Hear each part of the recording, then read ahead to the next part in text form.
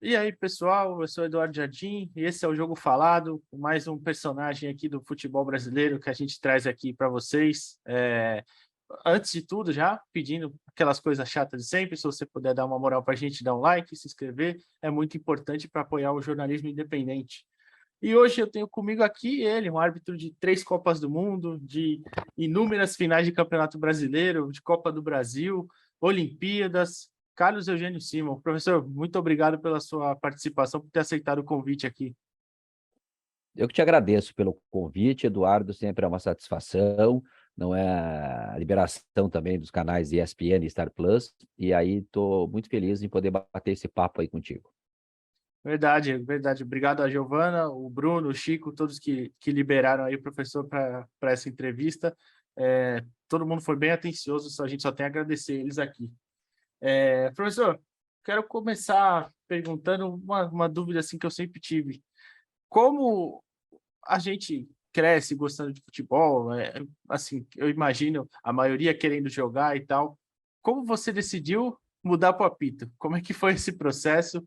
Você Uhum. que é um cara que você é formado em jornalismo, né, com pós-graduação em ciências do esporte e tal, enfim. Então, explica para mim como é que foi essa passagem do talvez querer jogar, trabalhar com jornalismo, chegar na arbitragem.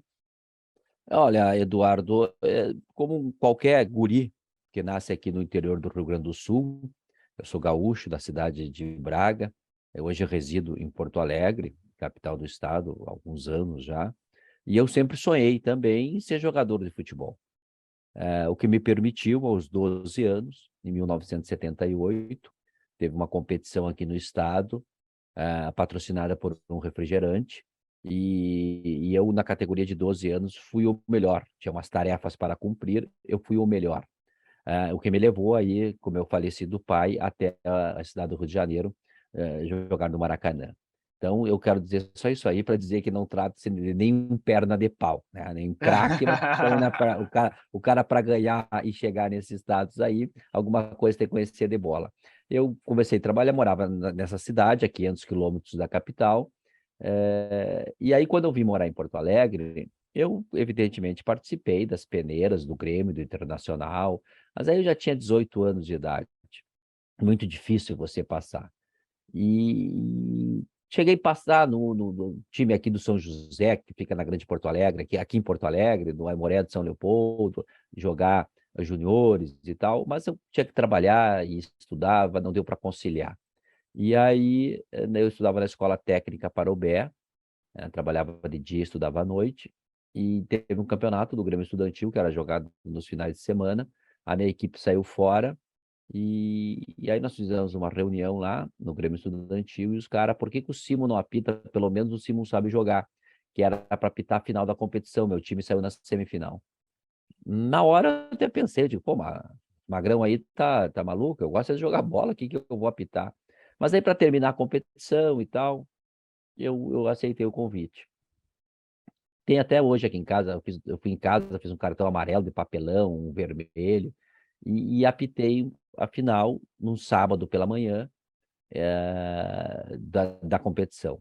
Apitei dentro dos conhecimentos que eu tinha e tal, tranquilo, o jogo terminou, e o professor de educação física na escola da época era Luiz Cunha Martins, ele foi árbitro do futebol gaúcho, do futebol brasileiro, chegou até aspirante à FIFA. E terminado o jogo, ele disse: "Simon, eu vi que tu apitou aí, tu leva jeito, por que que tu não faz um curso?". Isso foi em 1984. Entrou um negócio branco aqui na tela. Aí, em 1984. E eu fui.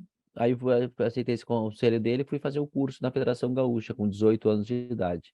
Então comecei a apitar, 84, esse curso que eu fiz me possibilitou trabalhar em jogos de Porto Alegre, da Grande Porto Alegre, e depois eu fiz um 1986, que me possibilitou trabalhar em todo o estado do Rio Grande do Sul, jogos organizados pela Federação Gaúcha de Futebol.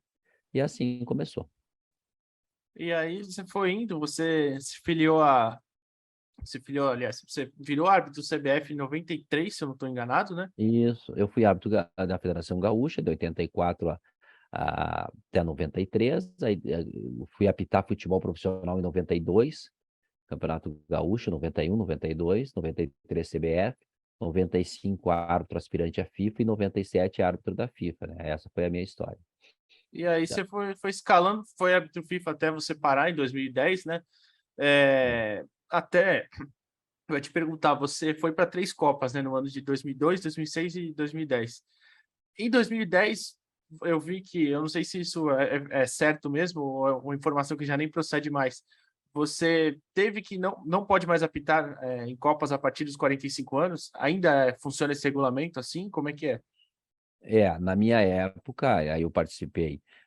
Aí várias competições, as finais do Campeonato Brasileiro, 98, 99, 2000, 2001, 2002, enfim. E depois árbitro da FIA, eu fui na Olimpíada de Sydney, e a primeira Copa do Mundo foi no Japão e na Coreia, 2002. Aí 2006 e na Alemanha e 2010 na África do Sul. Né, sempre com os companheiros, 2002 com o Jorge Paulo de Oliveira Gomes, 2006 com Aristeu Leonardo Tavares e Ednilson Corona, e 2010 Altemir Hausmann e Roberto Brazzi. Os assistentes que foram muito importantes, né, nessas competições que eu participei. E aí eu fui, 2010, eu sabia que com 45 anos, tinha uma norma na FIFA, que o árbitro tinha que parar aos 45 anos de idade. Então, eu fui o árbitro mais velho naquela época, naquela Copa de 2010. Eu tinha 44 anos, eu sou de setembro, e em setembro eu fiz 45. Então, eu sabia que eu ia parar de apitar em dezembro de 2010, porque assim a FIFA exigia. Então, eu trabalhei o último jogo dia 5 de dezembro de 2010, a vitória do Fluminense em cima do Guarani, que o Fluminense foi campeão brasileiro, porque era estipulado pela FIFA a idade limite de 45 anos. Em 2013, a FIFA reviu essa decisão e voltou atrás. Hoje nós vemos árbitros trabalhando aí no Campeonato Brasileiro, Marcial de Lima Henrique, que tem 51 anos de idade, Heber Roberto Lopes, 49, 50, Leandro Voaden, 47. Então, hoje é possível, mas na época não era. Por isso que eu parei em 2010. Claro, falando agora assim, depois da obra pronta, é mais fácil, né? Mas se tivesse valendo a norma atual, você teria apitado mais para apitar a Copa aqui no Brasil em 2014? Eu estou tomando aqui, isso aqui é chimarrão. Como já é assim, eu tomo pela parte da manhã bem cedo, aqui no meu escritório, e depois à tardinha. Então, tô tomando aqui, o pessoal vai olhar, opa, o que o Simo está tomando? É o chimarrão. Teria grandes possibilidades se eu continuasse apitando. A Copa no Brasil, eu tinha 48 anos de idade, em 2014. Evidentemente, ia fazer um projeto para apitar determinados jogos e tal. Se fosse permitido, poderia ser, se eu tivesse, eu iria continuar apitando, que eu participasse, não é, de mais uma Copa do Mundo. Mas, enfim, eu acho que eu parei, como eu sempre digo, Eduardo, eu guardei a fé, combati o bom combate, tá? E encerrei minha carreira. Então, foi uma carreira de sucesso, 3 Copas do Mundo, o único brasileiro a apitar 3 Copas do Mundo, o brasileiro que mais apitou jogos em Copas do Mundo. Então, sou muito orgulhoso da minha carreira. Isso graças, evidentemente, da minha família, dos companheiros árbitros que trabalharam comigo nos 27 anos aí de arbitragem. Sou muito grato a eles. E você até citou as finais dos campeonatos brasileiros, vou voltar um pouquinho. Você apitou 98, 99, 2000, 2001, 2002, sendo finais de mata-mata ainda, né? Você apitou tanto o Isso. primeiro jogo quanto o jogo de volta, terceiro jogo, cada ano, né, um tipo assim. Muito. E 2010 foi o jogo final dos pontos corridos. Para o jogador, eu acho que é um pouco diferente, por ser uma final. Né, claro, os 2 jogos são decisivos, mas nos pontos corridos tem todo um campeonato inteiro por trás de pontuação. No mata-mata é aquela decisão ali. Para o árbitro, também é diferente apitar esse tipo de partida, mesmo ambas sendo decisões? O mata-mata, ele é mais empolgante, né? Porque aquele campeonato de 2010, ainda o Fluminense estava vivo e o Guarani não, né? Era uma Uhum. final para o Fluminense, tinha um jogo paralelo, que o Corinthians jogava contra o Goiás, que também interessava o resultado. Agora é diferente no mata-mata, tipo 98, Corinthians e Cruzeiro, 99, Corinthians e Atlético Mineiro. 2002, que foi o último mata-mata, Santos e Corinthians 3-2 para o Santos, né? Aquele jogo memorável das 8 pedaladas do Robinho, enfim. Então, ali tu ali tu joga um título num jogo só. Campeonato de pontos corridos, não. Muitas vezes falta tantas rodadas e já tem o campeão. Então, é diferente para o jogador, acredito, e para o árbitro, com certeza. E ainda falando de finais assim, você também apitou muitas finais de Copa do Brasil, né? Eu queria perguntar de uma específico, assim, não por nada, porque me chamou mais a atenção, que foi a final de 2004, entre Santo André e Flamengo. Num jogo assim, pô, você apitou no Maracanã, o Flamengo contra um time, tem um time pequeno, com todo respeito ao Santo André, mas um time pequeno. Como é que é essa diferença, assim? Tem aquela pressão também de, nossa, tudo que apitar aqui, a torcida vai querer para casa, é óbvio, né? E ainda mais o Santo André tendo pouca, pouca representatividade, assim, né, no cenário nacional. É, isso também é mais difícil de conciliar para o árbitro ali, principalmente dentro de campo? Não, o árbitro tem que ter clareza que, para ele, a regra é baseada na igualdade. Que vale para uma equipe A, vale para a equipe B. Independentemente de cores clubísticas, independentemente de quanto o jogador ganha, o árbitro tem que ir lá e aplicar a regra do jogo. É evidente que esse jogo teve um empate, né, em São Paulo, e depois, claro, com o otimismo da apaixonada torcida do Flamengo, né, quando nós estávamos chegando do Maracanã, eles já estavam vendendo faixa de Flamengo campeão, tinha faixa exposta de Flamengo campeão. Então, claro, um otimismo enorme, porque eles iam decidir diante da sua torcida, no Maracanã, né, contra uma equipe de menos expressão, Uhum. conforme você falou. E aí aconteceu o silêncio do Maracanã, 2-0 para a equipe do Santo André, gol do Elvis e outro de cabeça do Sandro Gaúcho até, bom cabeceador, embora tinha uma estatura mediana. E aí o Santo André foi campeão da Copa do Brasil, dentro do estádio de Maracanã. E claro que foi uma alegria enorme para o pessoal de Santo André e uma decepção muito grande para os flamenguistas. Mas importante é que a arbitragem teve muito bem, porque não sobrou uma vírgula para falarem de arbitragem, porque também é muito fácil, quando se acontece isso, descarregarem a culpa na arbitragem. E não aconteceu. Você não viu dirigentes do Flamengo falarem nada a respeito da minha atuação e dos meus assistentes, né? Então foi uma arbitragem muito boa. Ainda mais sendo contra um time pequeno, né? Seria muito fácil do presidente jogar lá, olha, foi culpa do Simon, foi culpa É, Seria bem mais fácil, que não teria, talvez, tanta represária do outro lado, né? Professor, eu queria fazer agora uma pergunta, então, na parte do momento atual da arbitragem brasileira, né? A gente teve dois árbitros, se o senhor me corrija se eu estiver errado, dois árbitros selecionados para a Copa do Mundo, né, desse ano, e no VAR a gente não teve nenhum. E o VAR já teve N questões aqui, né, no nosso campeonato, tanto de mau uso quanto dos próprios jogadores atrapalhando muitas vezes. Só para citar um exemplo, o Roger Guedes no Palmeiras e Corinthians fim de semana, ele entrou junto com o Klaus, né, para assistir é. o lance dele, não pode aquilo, ele sabe que não pode, claro, mas enfim, o senhor acha que poderia ter mais árbitros nossos na Copa? E o VAR, o senhor concorda dessa decisão de não ter ido ninguém? Ou você acha que talvez tivesse alguém ali que poderia ter sido selecionado? Enfim. Eu acho que a FIFA deu um recado que não está satisfeito com o VAR no Brasil. O Brasil tem 10 árbitros credenciados pela FIFA, talvez o maior número, né, no mundo, de árbitros credenciados pela FIFA, de vídeo, 10, e nenhum estará lá. Então, nós temos o VAR aí no Campeonato Brasileiro já há 3 anos, e até agora não. Você há pouco se referiu ao lance do Roger Guedes assistindo o vídeo com o Klaus e dando pitaco. Isso aí não pode acontecer. Isso aí não pode acontecer, né? É um lance clássico de cartão amarelo, isso diz no regulamento, na regra, enfim. E não foi isso que aconteceu. O Klaus não puniu ele com cartão amarelo. Nós vimos outro lance no estádio Beira-Rio, nesse mesmo domingo, na vitória do Inter contra o Fluminense, que tem um lance lá que as linhas não mostram nada, no gol anulado do Maurício, que Uhum. sai do seu próprio campo e junto com o Felipe Melo, para mim está habilitado, mas enfim, eles mostraram umas linhas lá que me parece que pegaram a câmera errada e tal, que não diz nada se tal não está impedido.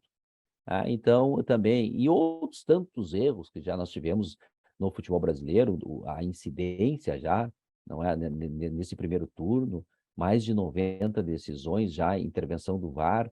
Então, eu acho que tem que, em primeiro lugar, capacitar mais os árbitros de campo. Quanto mais acerto tiver no campo, menos o VAR vai atuar. E, evidentemente, o VAR também. Treinar os árbitros exaustivamente. Não é fácil tu chegar, eu estou há 10 anos como comentarista de arbitragem, cada dia tem uma novidade. Né? Trabalhar com a velocidade normal, slow motion, em câmera lenta. Então, tudo é novidade para os árbitros que saíram do campo, sentaram e disseram, agora sou árbitro de vídeo. Não é assim. Tem que trabalhar bastante, exercitar. Por isso que eu sempre defendi, continuo defendendo, a profissionalização do árbitro de futebol.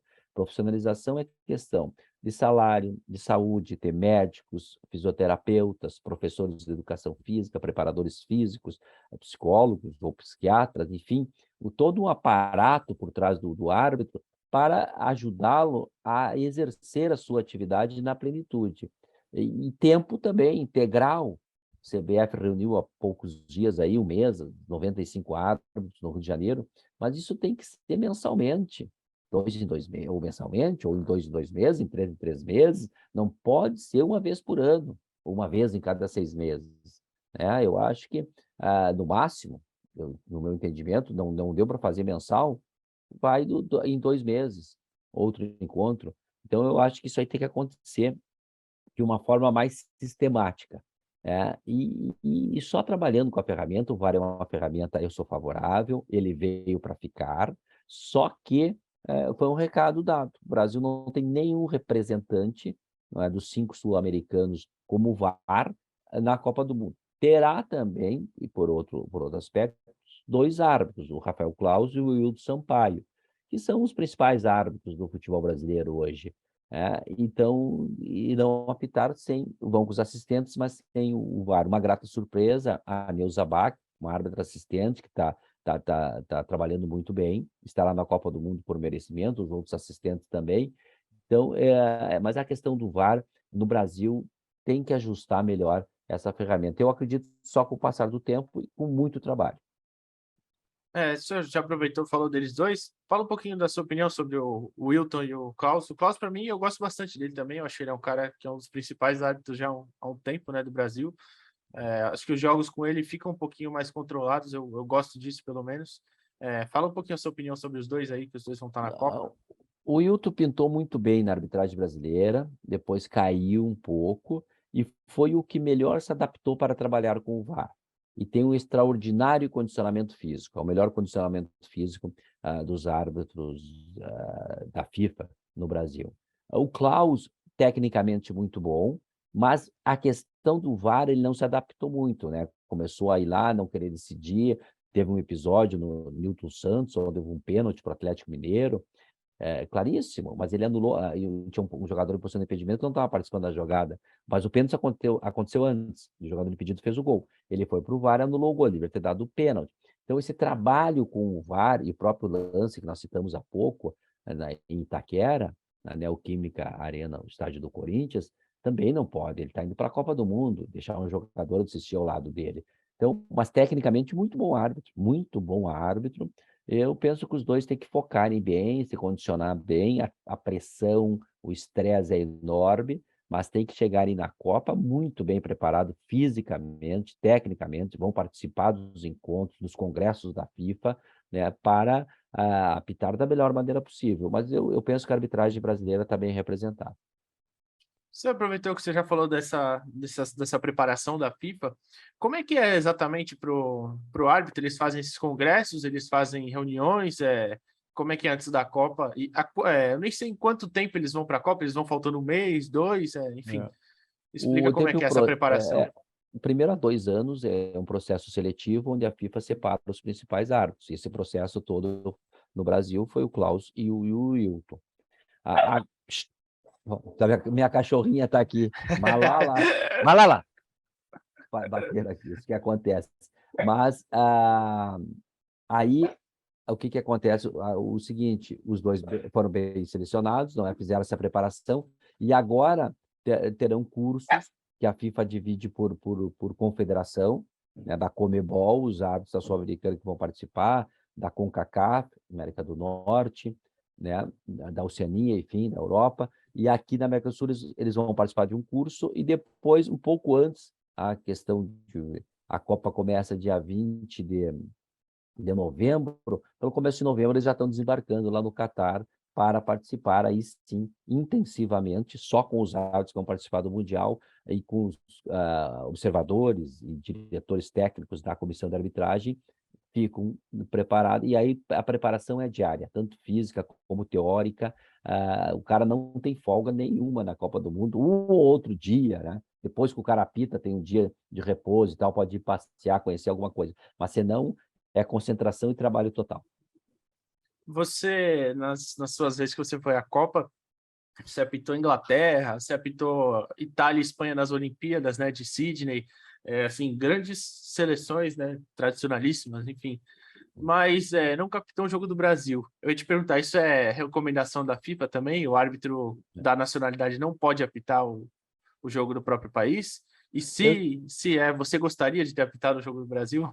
eu apitei a seleção brasileira, mas jogos amistosos. Apitei em Sim. Brasília, Brasil e Chile, que foi o ataque extraordinário, Romário e Ronaldo, foi 4, o Brasil fez 4 gols, dois de cada. Depois apitei também em Curitiba, Brasil se não me falha a memória, Costa Rica, né, que jogaram no na Arena do Atlético Paranaense, aquela seleção do saudoso Fernandão, né, que jogou com Tinga, enfim, ganhou de 5-0. Então, mas na Copa do Mundo não pode nem trabalhar, inclusive, em jogos da seleção de Portugal. Também eles não.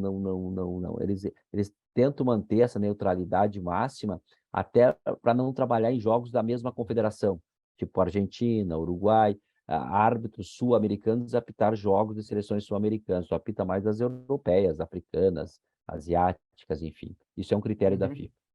Ah, tá. Não sabia disso. E quando eu fui ver as suas arbitragens nas eliminatórias aqui, você apitou também muito jogo da Argentina, Uruguai, né? É, e tendo também essa experiência com jogadores europeus, qual é o jogador mais difícil de lidar? É o brasileiro, é o argentino? Como é que é? Porque os sul-americanos têm a fama de ser mais esquentados, né? Enfim, como é que é para o árbitro que precisa ter esse controle durante o jogo, né? A maior dificuldade, os jogadores argentinos. Eles são mais, são craques, são extraordinários jogadores de futebol, tem, para mim, um dos maiores, não é? Aí na questão técnica, Messi e Maradona são acima da média, né? Falando dos argentinos, porque não entendo mal, para mim o maior jogador de todos os Sim. tempos chama-se Edson Arantes do Nascimento Pelé. Depois é que começa a discussão quem vai ser o outro, mas igual Pelé foi inigualável.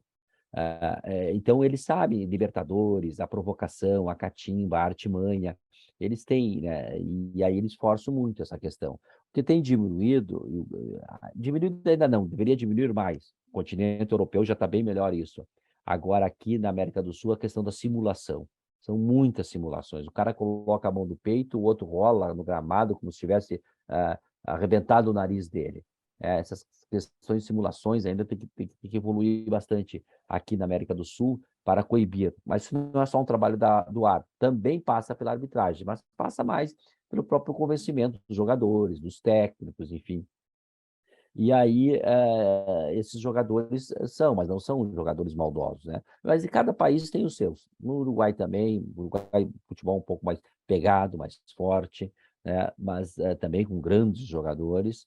E não tem, assim, eu sempre qualifico os 5 maiores, por exemplo, jogadores que eu apitei, o top 5, que eu estive próximo, tive o privilégio de acompanhá-los a poucos metros de distância, que é pela ordem: Ronaldinho Gaúcho, o Messi, Ronaldo Nazário, Romário e Zidane. Então, esses 5, assim, foram os extraordinários, né, que eu apitei. Apitei também outros craques, como Edmundo, Kaká, Zinho, enfim, Ibrahimovic, Pirlo, tantos outros, né, mas esses 5 foram os maiores. Teve algum desses aí que encheu muito seu saco, por exemplo, durante o jogo? Que você falou, putz, esse aí é chato, eu não sabia que era tão chato.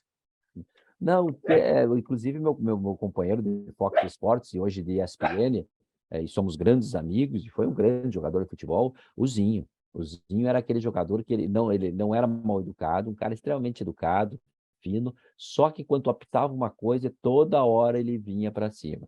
Ele conversava educadamente, mas ele sempre vinha. Isso eu já conversei com ele, obviamente, pessoalmente, tal, ele sabe disso. E a nível do sul-americano, o Riquelme, mesma coisa, né? O Riquelme também, toda hora em volta do árbitro, questionando uma ou outra decisão. Então, mas o craque também, né? O Riquelme também jogou muita bola. O árbitro tinha que saber levar na conversa também. Isso é fato, né? O árbitro assumindo o controle do jogo, e o Riquelme também é um cara que eu sou muito fã, mas era chato. Realmente é um cara É. muito chato assistindo assim, é verdade. Professor, e eu queria te perguntar agora uma coisa também, o jogador, assim, quando ele erra, ele chega em casa, muitas vezes já a própria torcida já tá. Bom, se bem que essa parte o árbitro também passa, né? Da própria torcida já falar um bolão quando tá saindo ali. Mas muitas vezes tem jogadores que chegam no vestiário e fala, putz, já viu que fez besteira e tal. Eu tenho conhecidos que jogam, né, que falam, pô, a gente chega no vestiário, vê o lance e já fala, nossa, fiz besteira. O árbitro também é assim? Ou é mais assim, você, por exemplo, esperava chegar em casa para ver? Ou como é que era? Não, eu sempre, quando eu apitava, aquela época era fita cassete ainda. Eu tenho um armário aqui com várias fitas que agora estou transformando em DVD.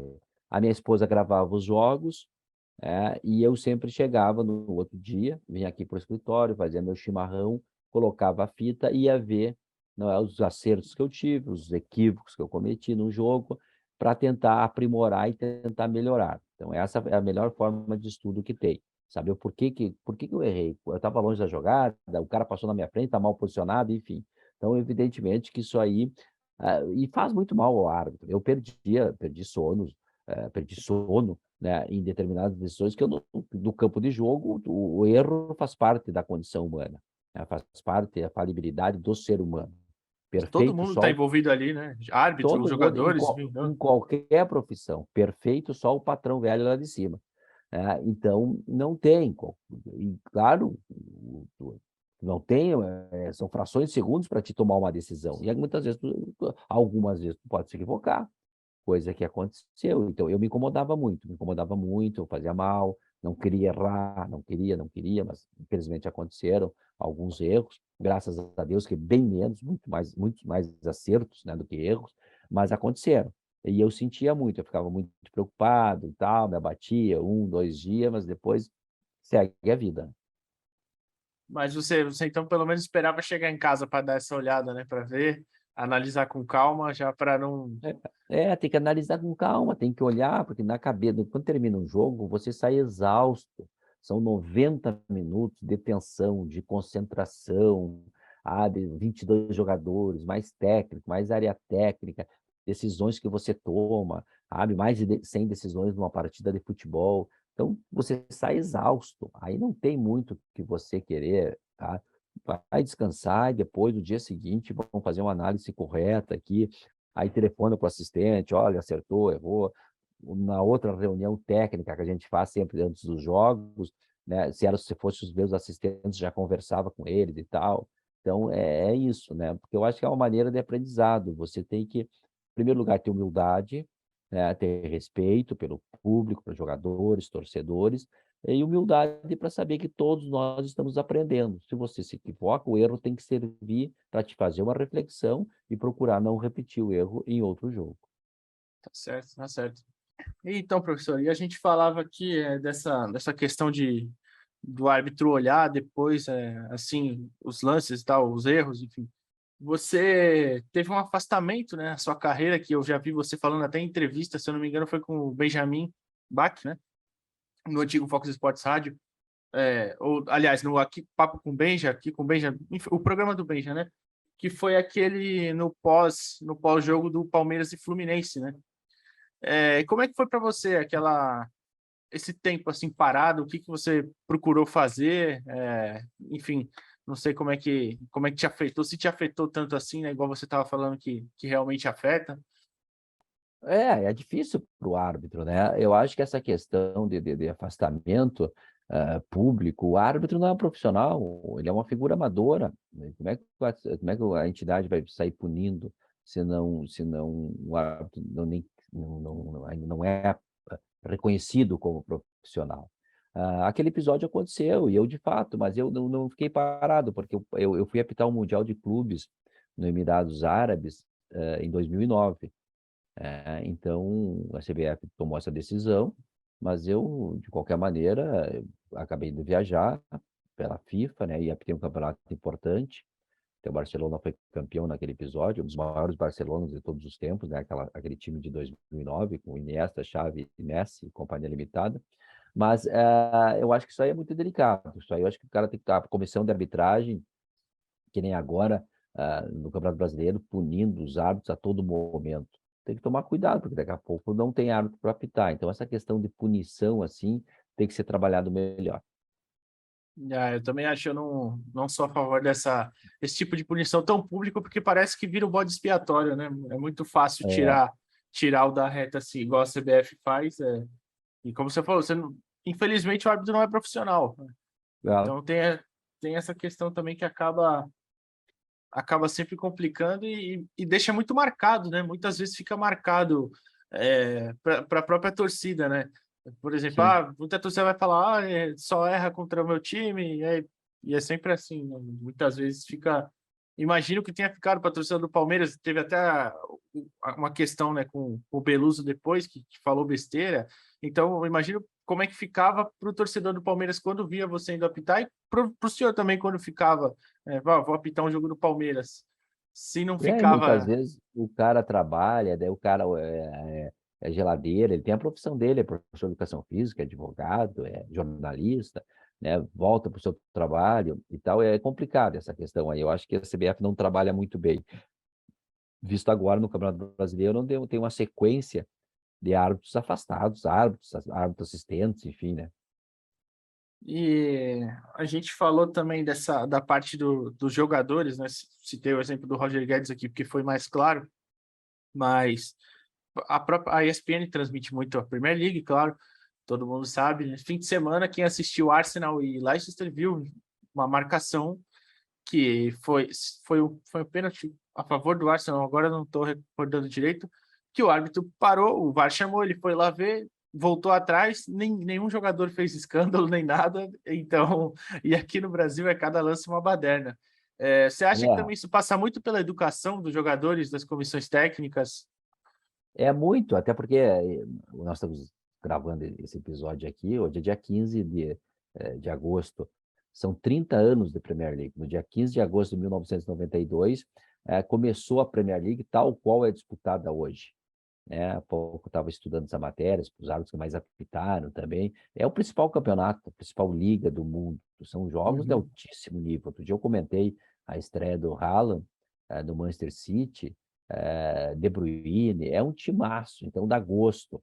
E evidentemente que tem toda uma cultura também que favorece. Antes de começar a Premier League, e hoje quem comanda a Premier League foi meu companheiro na Copa do Mundo 2010, o Howard Webb, foi um instrutor da arbitragem, passou por todas as equipes, as 20 equipes, dizendo qual ia ser a linha de intervenção do VAR, qual os lances, a disciplina, essa questão toda. Isso ajuda muito.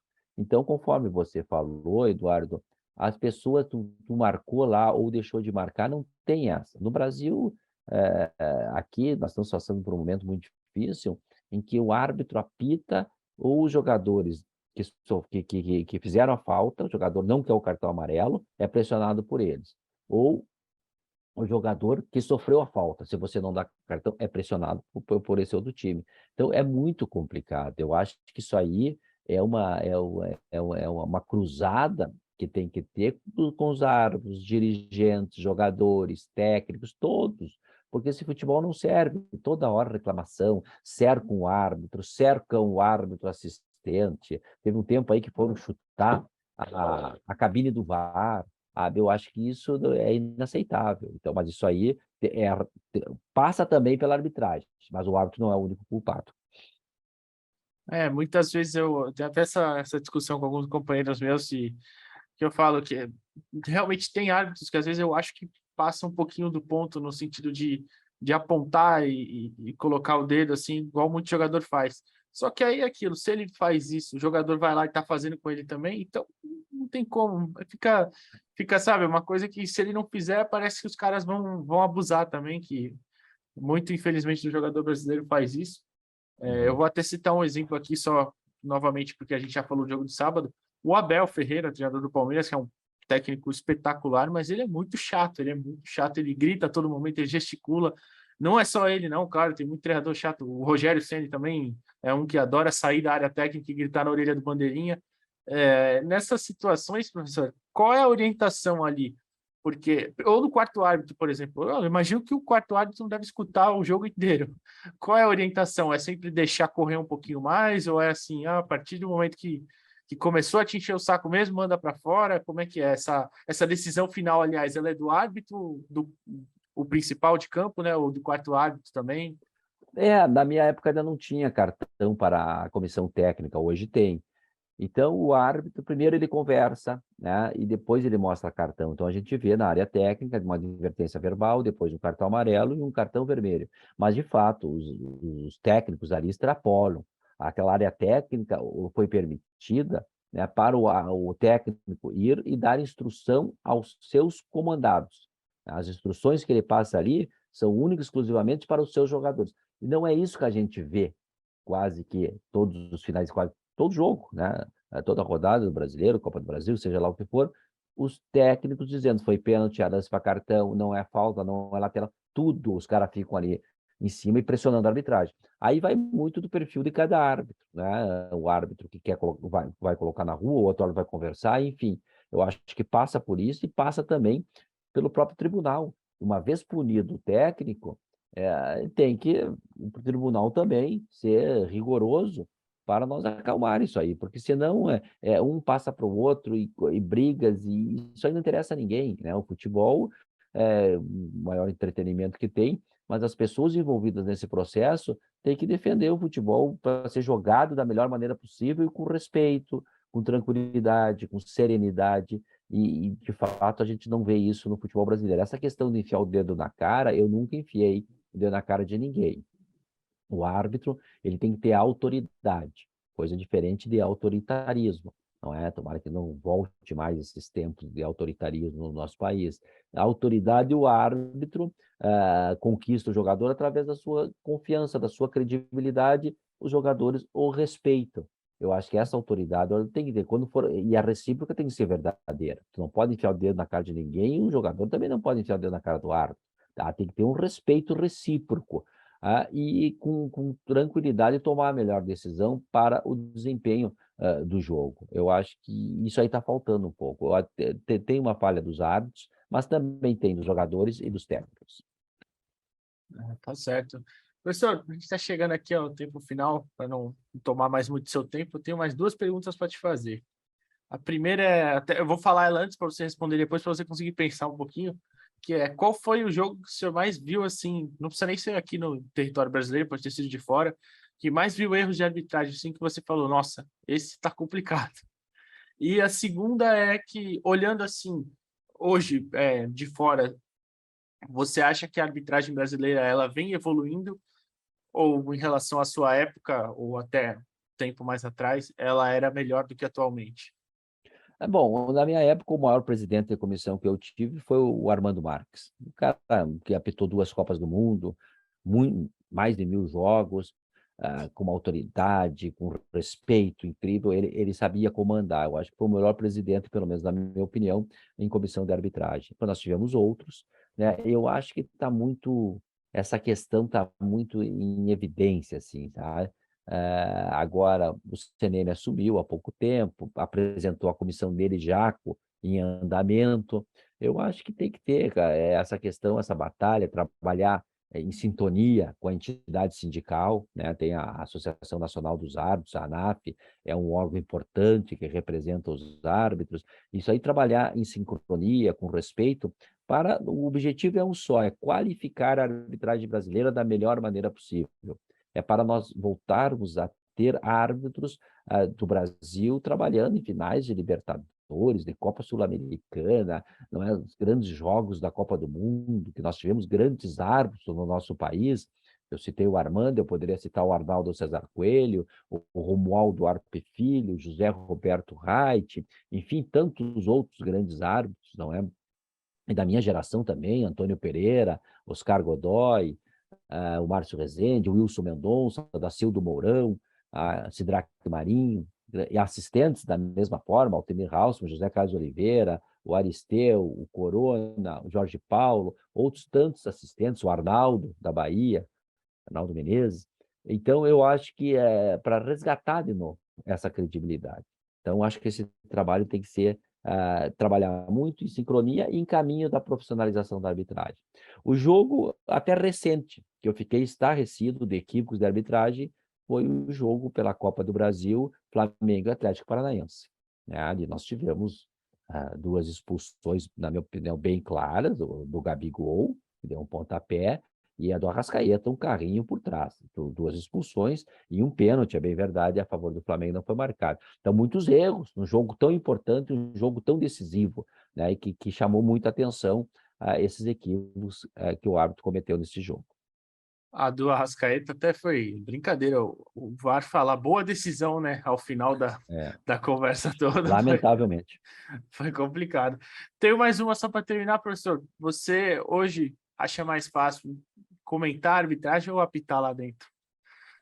Eu gostava, eu acho que o importante na profissão de qualquer um é você fazer o que você gosta, né? Então, eu sou formado em jornalismo pela PUC, no Rio Grande do Sul, e exerci arbitragem por 27 anos. Eu gostava de apitar futebol, quando eu ia em campo, eu aproveitava, eu ficava feliz quando pisava num gramado para apitar futebol. Essa foi minha vida por 27 anos, quase que todos os finais de semana. Aí, eu parei de apitar, fui ser instrutor da FIFA em 2011, em 2012 eu recebi um convite para trabalhar no Fox Sports, que hoje eu trabalho na ESPN, e nos canais e no Star Plus.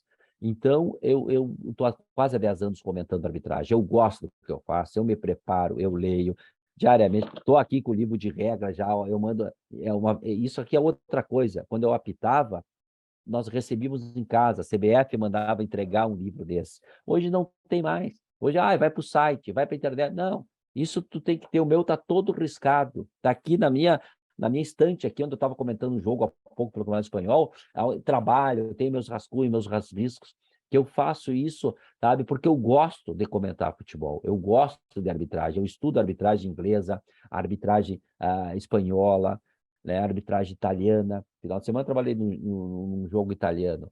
Então, você tem que estar... E a ESPN me proporciona isso porque trabalha com as grandes ligas do mundo. Então, eu estou a par de tudo que acontece na arbitragem mundial. E isso é importante. Eu continuo a elevar os meus comentários e aprender cada vez mais. Eu acho importante a função. O jogo é do narrador. Tem que ter esse entendimento. Como quando eu apitava, eu tinha o entendimento, o árbitro é o coadjuvante do espetáculo. A estrela é o jogador, são os jogadores, né? É o craque. Na transmissão também é o narrador, que é o cara que mais trabalha, que participa, que narra o jogo. Aí tem o comentarista de arbitragem, que analisa taticamente, e tem o comentarista do jogo, taticamente, e tem o comentarista de arbitragem, que nada mais é do que um sujeito que vai comentar um lance que o cara que está sentado em casa assistindo não sabe. E quando é que é o impedimento? A penalidade máxima, cartão vermelho por quê? Está aqui na regra do jogo, por isso, por aquilo. Que você esclarece o cara que está vendo o jogo, né, para fazer uma transmissão que passe tudo isso para o telespectador. E graças a Deus eu estou num canal que tem profissionais, grandes narradores, grandes comentaristas, ex-jogadores, jornalistas, e a arbitragem também, né? Grandes comentaristas de arbitragem. Então, eu fico muito feliz em fazer parte desse time da ESPN e eu procuro cada vez mais estudar, aprender, e me preparar muito para o jogo. E eu gosto do que eu faço. Então, o importante, acima de tudo, é você gostar do que você faz, que o trabalho e o produto final sempre será o melhor. Até porque a pressão ainda tem, né? Torcedor agora também, hoje em dia com as redes sociais e tal, ele ainda pressiona tanto quanto no campo, né?